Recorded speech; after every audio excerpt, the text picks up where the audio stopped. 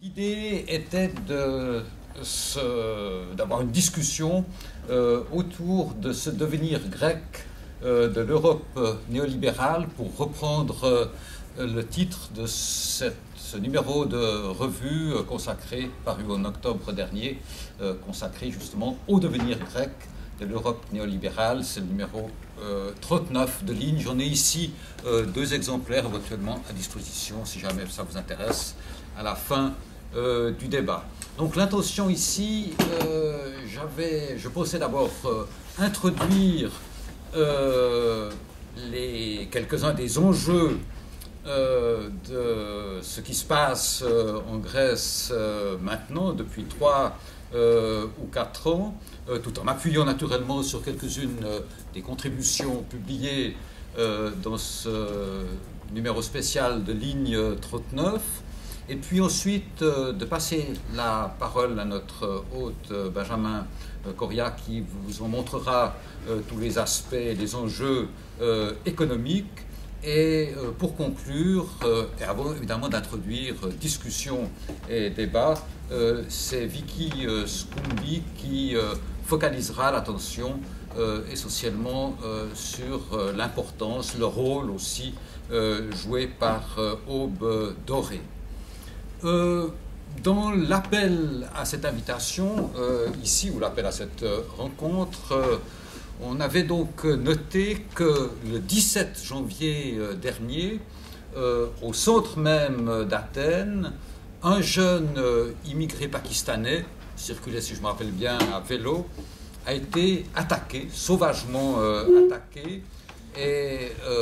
poignardé par 2 jeunes Grecs, très jeunes Grecs, 21 et 28 ans, et le second était pompier.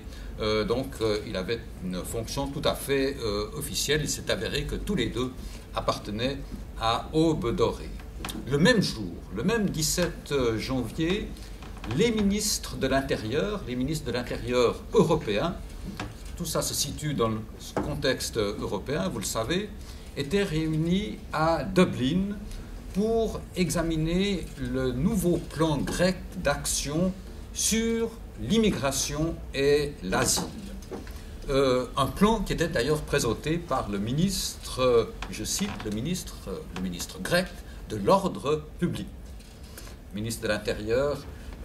c'est comme le ministère de l'identité nationale. Là, la dénomination est évidemment tout à fait significative. On y reviendra sans doute tout à l'heure.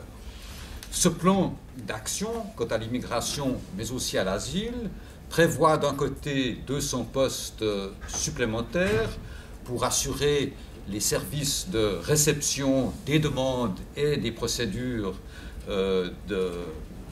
d'asile et d'appel,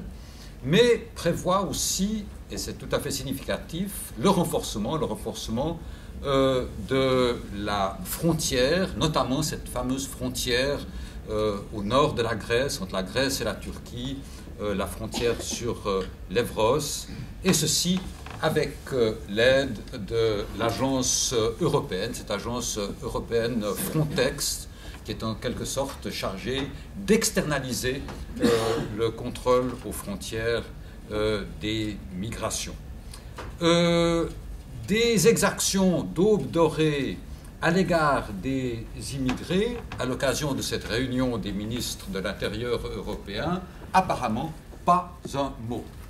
Et on sait, vous savez aussi vous-même, la politique de laisser-faire, voire même de connivence de la part de la police, de la part des autorités grecques, vis-à-vis de ces différents mouvements d'inspiration fasciste, et en particulier vis-à-vis d'Aube Dorée. Je vous rappelle, 7% des voix aux dernières élections, ce qui signifie quand même 18 députés, et désormais 10 à 12% des intentions de vote. Le même jour encore, toujours ce même 17 janvier, une déclaration de la directrice du FMI, donc une déclaration de Christine Lagarde, qui proférait à Washington que la Grèce n'aurait pas besoin d'appui financier supplémentaire. Mais elle ajoutait, et je cite, « si les réformes je mettrai moi-même évidemment réforme entre guillemets, si les réformes déjà décidées dans le cadre du plan de sauvetage étaient appliquées. Donc, quelle relation entre ces trois événements qui ont coïncidé à la mi-janvier, qui concernent donc toutefois la Grèce moderne? Ce n'est pas évidemment l'historien que je suis, helléniste de plus, qui oserait affirmer que l'histoire se répète. Néanmoins, il me semble que, notamment en Europe, l'histoire offre des conjonctures, et des conjonctures analogues, des conjonctures économico-politiques, mais des conjonctures économico-politiques qui, si elles sont analogues, sont à envisager dans une perspective de comparaison, et dans une perspective de comparaison qui est évidemment différentielle. De ce point de vue, ici, deux rappels. Je pense naturellement, d'une part, à la montée du nazisme en Allemagne dans les années 30, avec l'exclusion sociale dans un premier temps, et puis très rapidement les violences racistes à l'égard d'une catégorie de la population, en fait de plusieurs catégories de la population. Et vous savez que la montée du nazisme elle-même doit en fait beaucoup à la grande instabilité économique du pays, provoquée par la profonde crise économique de 1929, inflation, donc diminution des salaires, chômage, etc., mais aussi à la montée en force du mouvement communiste et du mouvement socialiste. Et en sortant de l'Europe, de ce point de vue, j'aimerais rappeler aussi le coup d'État au Chili en 1974, qui a donc renversé le gouvernement social-démocrate d'Allende pour installer le régime évidemment fasciste de Pinochet. Là aussi, la situation économique a été en fait déterminante pour l'institution d'un régime, et d'un régime à la fois répressif, extrêmement répressif et discriminatoire. Mais les paramètres, à l'évidence, les paramètres de la conjoncture économique étaient alors extrêmement différents, pratiquement incomparables avec ceux de l'Allemagne des années 30, même si les coïncidences sont analogues. Il s'agissait évidemment, en 1974 au Chili, il s'agissait pour les États-Unis, dans leur tentative impériale de contrôler l'ensemble de l'économie et l'ensemble des pays de l'Amérique latine,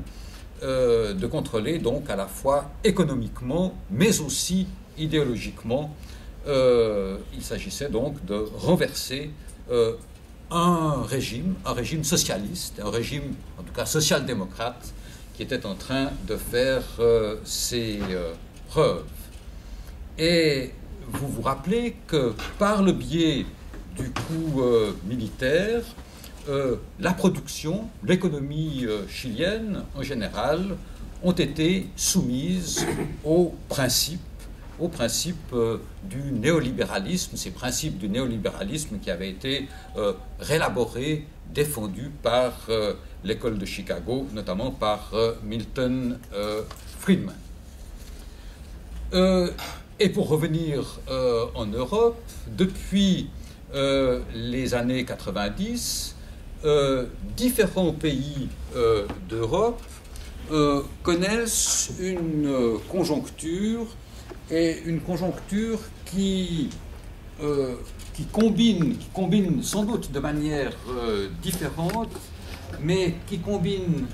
là aussi une certaine instabilité économique d'un côté,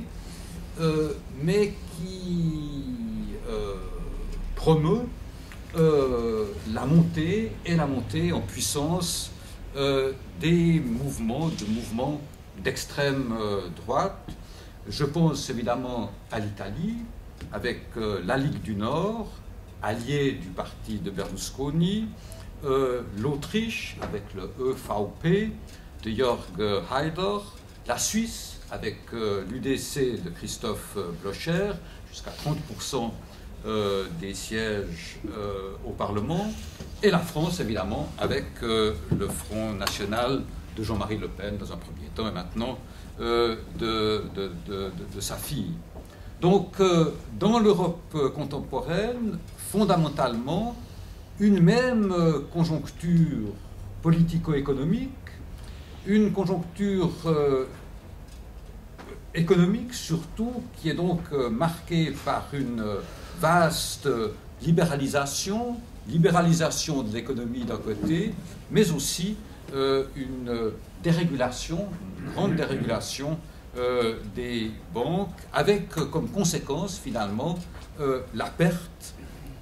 notamment par privatisation interposée, la perte de tout contrôle du politique sur l'économie, et vite évidemment ici, sur l'économique dans un premier temps, et désormais sur le domaine financier. Et ceci avec le plein accord, aussi bien à la fin des années 90 que dès les années 80 ici, avec le plein accord, sinon avec la participation des partis sociaux-démocrates. Avec les conséquences que l'on sait, en particulier sur l'emploi et sur les conditions de travail des salariés, c'est-à-dire sur les conditions de travail des citoyens moyens. De là, le succès de ces partis d'extrême droite qui, fort habilement, de manière discutable, mais de manière relativement populiste, d'une part, s'adressent à ces salariés qui sont désorientés et qui s'adressent à eux avec une idéologie nationaliste, une idéologie qui est aussi une idéologie xénophobe, pratiquement d'un autre âge, mais qui par ailleurs, sur un autre plan, font la politique des plus riches, entrepreneurs d'un côté, banquiers de l'autre, en dénigrant la politique des politiciens, la politique traditionnelle, et en défendant la liberté, une liberté totale, la liberté de l'entreprise. Et je coupe ici, mais j'aurais pu faire référence aussi aux résultats de la dernière rencontre du Forum de Davos, cette coterie qui réunit à la fois les entrepreneurs les plus riches, les directeurs, les représentants des plus grandes banques, du monde financier de manière générale, mais aussi, comme vous le savez, des représentants des autorités et des représentants naturellement des médias. C'est comme si le Forum de Davos représentait à l'échelle mondiale ce que sont, ce qu'étaient sous le régime Sarkozy ces déjeuners du Crillon, qui sont fort bien décrits dans les nouveaux chiens dans le film documentaire intitulé Les nouveaux chiens de garde. Quoi qu'il en soit,